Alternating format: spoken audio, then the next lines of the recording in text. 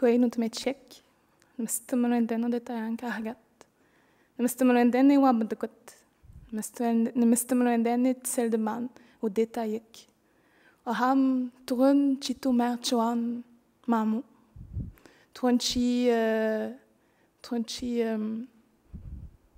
mamu teyek ter. Turunchi chidabdanon denigan mamu. Mag turunchi mameldag mamnel nenstesinan mamu. Bonjour. Je suis très heureuse d'être ici aujourd'hui. Je suis même très nerveuse en fait, parce que je suis très très honorée de participer à l'ouverture du Congrès international des recherches féministes dans la francophonie. Surtout parce qu'on me l'a demandé, puis j'étais très heureuse de l'invitation, mais parce que j'ai une identité qui est en train de se redéfinir et qui est en train de se réaffirmer dans la société d'aujourd'hui, dans la société contemporaine. Je voulais absolument mettre ce chapeau, qui est un chapeau traditionnel dans la nation Innu sur la côte nord. Ça a été apporté par les missionnaires il y a quelques centaines d'années, puis on raconte qu'ils l'ont amené de chez les Lapons, parce que nos habits traditionnels des derniers siècles ressemblent beaucoup aux leurs. Comme quoi, les peuples autochtones se ressemblent entre eux. Comme quoi, nous partageons sensiblement les mêmes philosophies. Comme quoi, nous partageons sensiblement la même relation à l'environnement, au territoire. Et l'identité humaine, l'identité féminine, est très, très proche du territoire et de l'environnement. Le message que je souhaitais apporter aujourd'hui d'abord, c'est ce que j'ai découvert dans les dernières années dans ma grande recherche identitaire. En tant que jeune femme autochtone dans la modernité, dans l'actualité.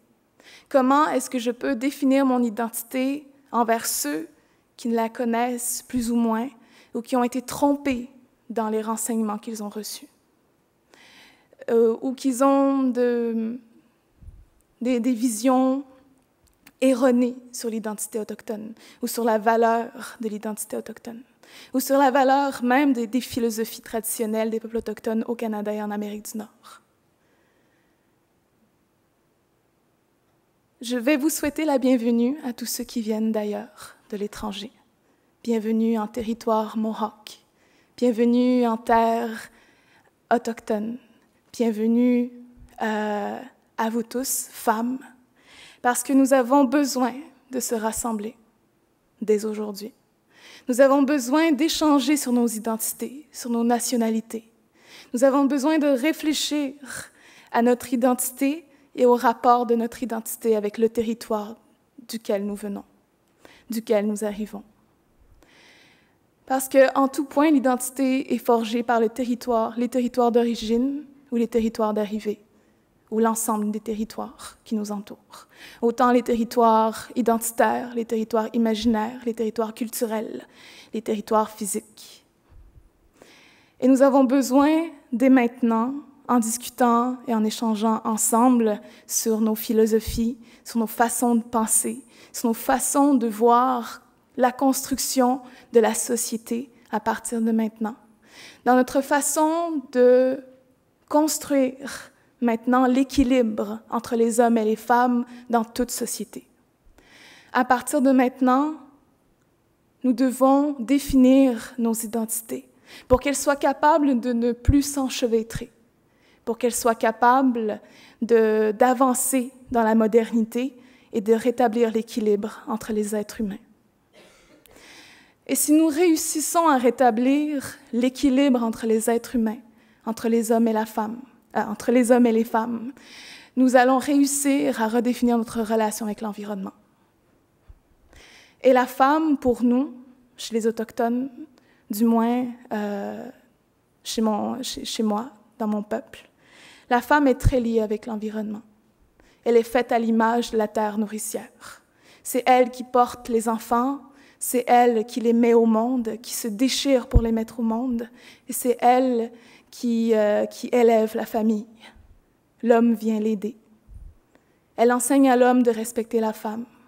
Elle enseigne à ses enfants à respecter chaque être humain et chaque être vivant dans l'environnement. Elle enseigne l'équilibre entre les êtres et l'environnement.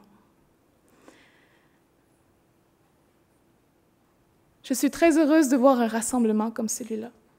Je suis très heureuse de participer aussi à l'ouverture, parce que dans le mot « ouverture », c'est tout ce que je prends à mon essence. L'ouverture au monde, l'ouverture entre les nations, l'ouverture entre les peuples, entre les philosophies, entre les territoires. Nous avons besoin dès maintenant de parler, de dialoguer. Et je crois qu'en tant que femmes, nous sommes capables de montrer la voie à tous les autres. La nouvelle voie vers l'équilibre, vers le respect, vers l'ouverture, vers le dialogue. Entre nous, d'abord, entre les hommes et les femmes, et entre les êtres humains et l'environnement. Moi, je pense que l'avenir dépend de nous toutes. Je crois que nous devons apprendre et apprendre à enseigner pour être capables de savoir enseigner à nos enfants, aux générations futures, et de préparer l'avenir de nos enfants, parce que nous l'avons en nous toutes, cette force, cette conviction, cette aptitude. Nous avons la force de grandir ensemble et de construire la société de demain ensemble.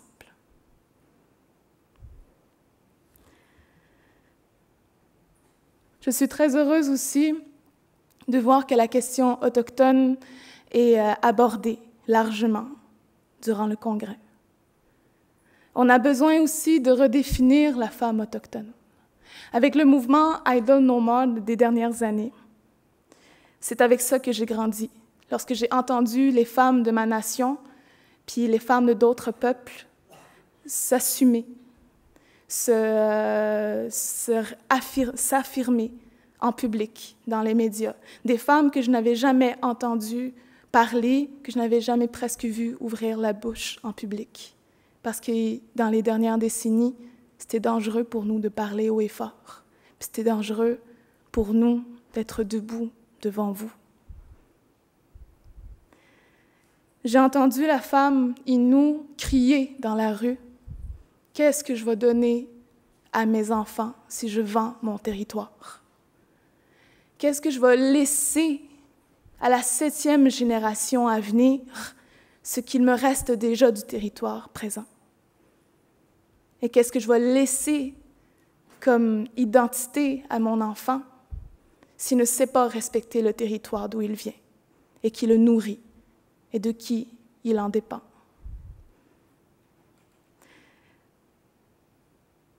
Je dois honorer, j'ai besoin d'honorer la mémoire des femmes autochtones disparues et assassinées aujourd'hui. J'ai besoin que vous les ayez dans la tête, dans la pensée cette semaine. Parce que ce que nous faisons, ce que nous allons faire ensemble, si nous entrons en dialogue et réfléchissons ensemble à cette situation des femmes autochtones disparues et assassinées, on va être capable de changer les choses ensemble. On va être capable de renverser la vapeur. On va peut-être être capable même de diminuer le nombre de femmes autochtones disparues et assassinées. Puis pas juste autochtones, toutes les femmes à qui on manque de respect et qu'on n'est pas capable de voir se lever, de voir combattre le quotidien, de voir simplement vivre. Et je veux aussi honorer toutes les femmes en ce moment même qui ne sont pas présentes ici, qui n'ont pas la chance d'accéder aux études, qui n'ont pas la chance de lire, peut-être même de savoir lire, qui n'ont pas la chance d'entendre des gens comme vous et moi, discuter ensemble de ces questions-là. Et j'espère que quelqu'un va finir par croiser leur route et leur dire qu'il y a beaucoup de choses belles qui se préparent pour la femme. Et que l'identité même est en train de se revivifier et qui risquera peut-être d'apporter de la lumière au monde et dans nos sociétés.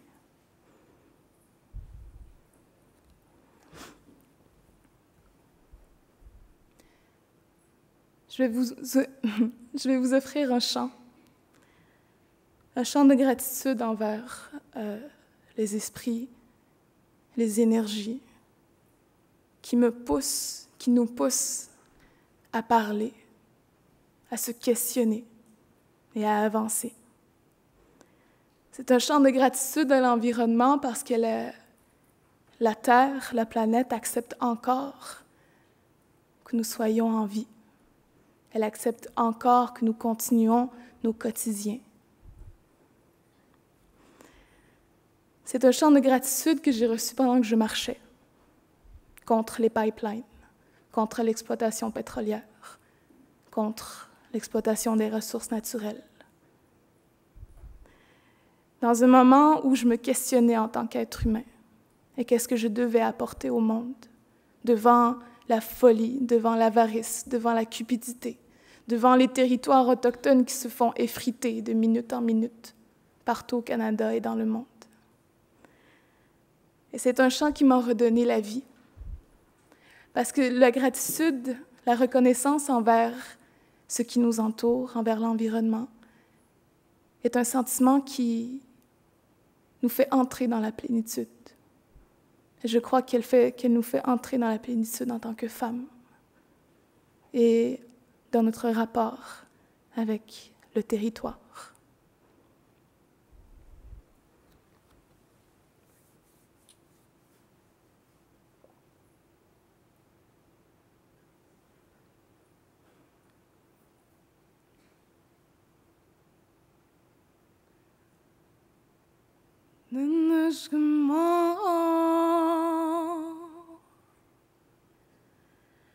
Chemanitu Camille Gouyan nos termes de si Nanashgman Chemanitu Camille Gouyan nos termes de si Nanashgman Chemanitu Camille Gouyan nos termes de si Nanashgman Chemanitu Camille Gouyan nos termes de si.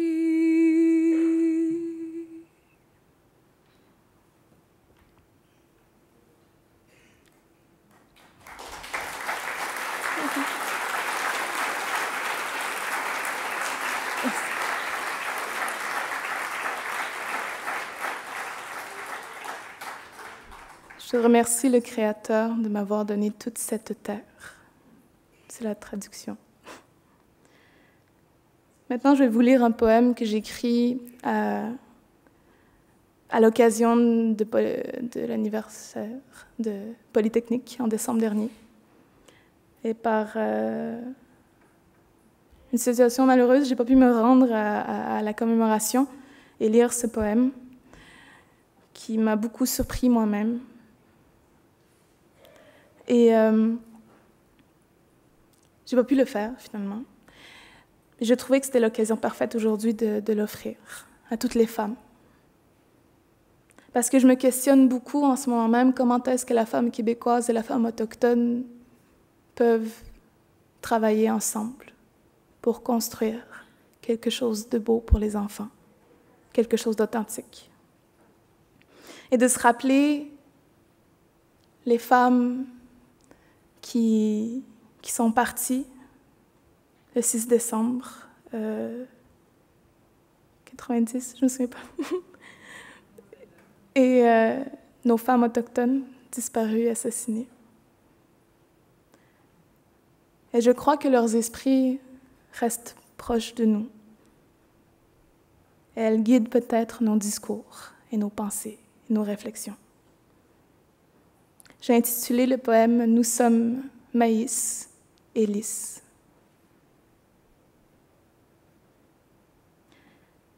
Je suis la femme qui tombe du ciel.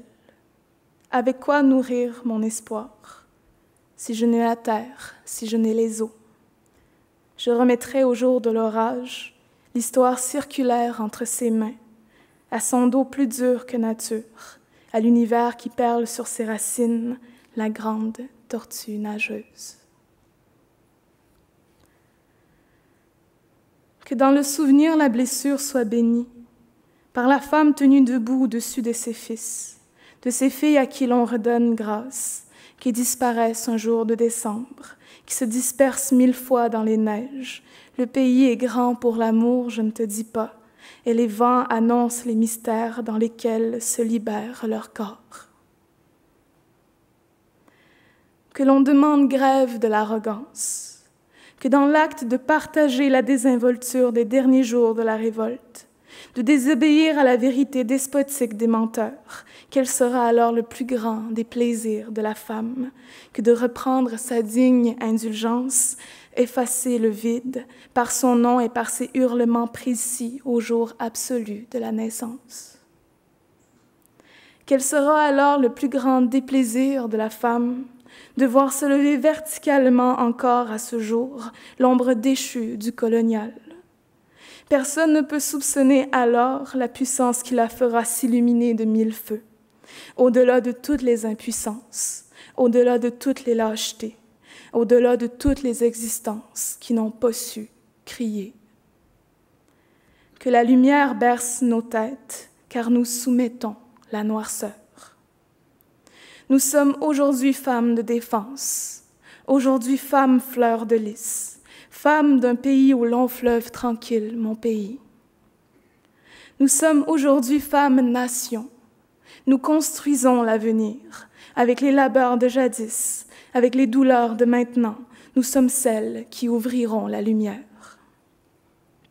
Nous sommes aujourd'hui femmes de maïs, femmes autochtones et femmes québécoises, femmes épis et femmes épiers, femmes blés et femmes semences, affectées à la charge de reconstruire nos sœurs éparpillées, qui n'ont pas encore les racines assez longues pour atteindre l'hiver fondant dans nos bras chauds de femmes insoumises.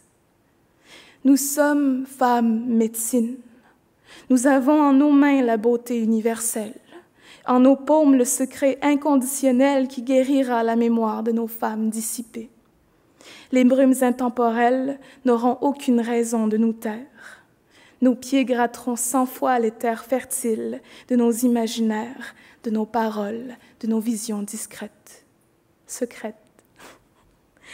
Nous sommes aujourd'hui femmes sentiers, libres conquérantes, de terres imaginaires défrichées, rapaillées en jachère, revigorées par le sang de nos délivrances. En notre sang se transmettent les légendes, en notre corps déchiré se transmet l'espoir. Nous sommes déjà pays fleurissants sur les rives du grand fleuve d'eau douce. Les roseaux portent mon berceau vers mon pays de l'arrière-pays, où d'autres femmes, mes mères, ont porté le pays sur leurs jambes, le pays sur leur nuque, le pays sur leur dos. Parce que je suis femme, je suis déjà peuple, résistance, et je transmets la résurgence par mon sang. Et si vous avez le malheur de l'étendre, vous verrez de nouveaux feux se répandre sur tout le territoire du monde. Merci. Maintenant.